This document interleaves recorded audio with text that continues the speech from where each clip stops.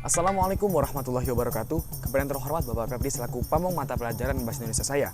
Sebelumnya izin memperkenalkan diri, nama siswa Wisnu Saputra, nomor siswa 2098801. Saya merupakan siswa kelas 11 MIPA 11 dengan nomor absen 32. Pada video kali ini saya akan memaparkan mengenai ulasan buku mudah, cepat, dan praktis belajar tajwid. Sehingga karena tadi sudah dari segi judulnya, maka selanjutnya saya akan menjelaskan mengenai identitas dari buku ini.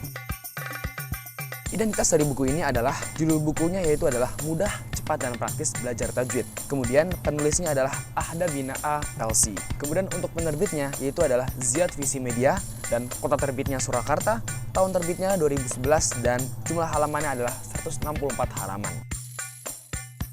Ahda Bina adalah seorang lulusan Kairo Mesir yang memang banyak menulis buku-buku mengenai agama seperti sholat, membaca Al-Quran, dan juga tajwid. Nah, salah satu buku dari tajwid adalah buku yang sedang kita resensi, yaitu Mudah, Cepat, dan Praktis Belajar Tajwid. Buku terbitan Ziyad Visi Media ini menjelaskan secara praktis mengenai selak-beluk dari ilmu tajwid, yang sesuai judul pastinya akan cepat, praktis, dan mudah untuk kita pelajari.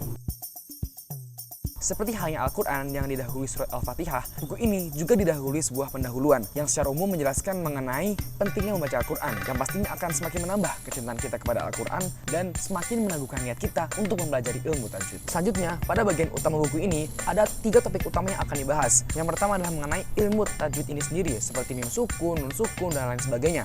Kemudian yang kedua adalah mengenai waqaf atau menghentikan bacaan Al-Quran. Dan yang terakhir, yang ketiga adalah mengenai makhraj atau tempat keluar huruf. Buku berjumlah 164 halaman ini sangatlah detail dalam memaparkan dan menjelaskan tiap-tiap hukum bacaan. Contoh pada Izhar Halqi akan menjelaskan mengenai pengertian secara bahasa dari Izhar Halqi itu sendiri. Kemudian secara istilah, cara membacanya, contoh bacaan, dan juga ayat-ayat untuk kita latihan membaca, yang mana akan membuat kita semakin terlatih untuk menerapkan ayat-ayat tersebut ke dalam Al-Quran.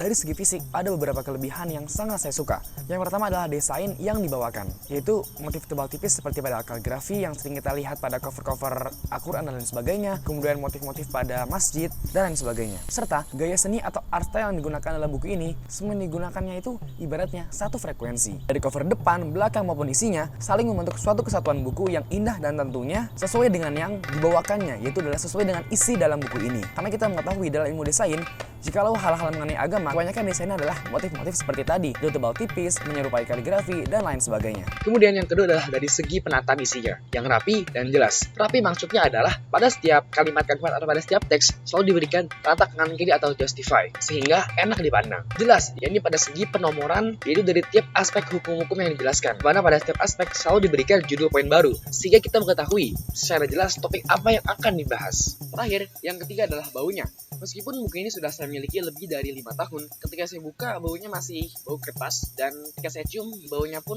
masih normal, dan mungkin karena sudah lebih dari 5 tahun bau wangi kertasnya memang sudah tidak ada. Lalu dari segi non fisik akan sangat banyak kelebihan-kelebihan yang bisa saya paparkan di sini.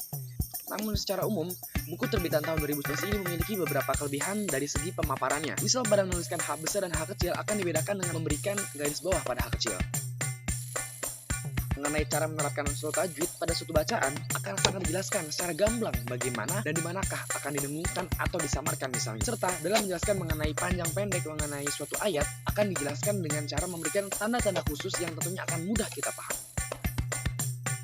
Berlanjut ke segi kekurangan, ada satu kekurangan dari buku ini yang menurut saya dapat dimaklumi, yaitu tidak adanya glosarium. Tapi kenapa saya maklumi? Karena istilah-istilah sulit seperti mutamatsilain, mutaqaribain, mutajanisain, dan lain sebagainya itu sudah dijelaskan pada hukum bacaan yang berisi mengenai istilah-istilah tersebut. Sebagai penutup, buku ini sangat saya rekomendasikan untuk semua umur. Mengapa? Karena bahasa yang digunakan dalam buku ini mudah untuk dipahami, serta dengan harga terjangkau yakni sekitar Rp30.000 dengan manfaat yang akan kita rasakan hingga seumur hidup.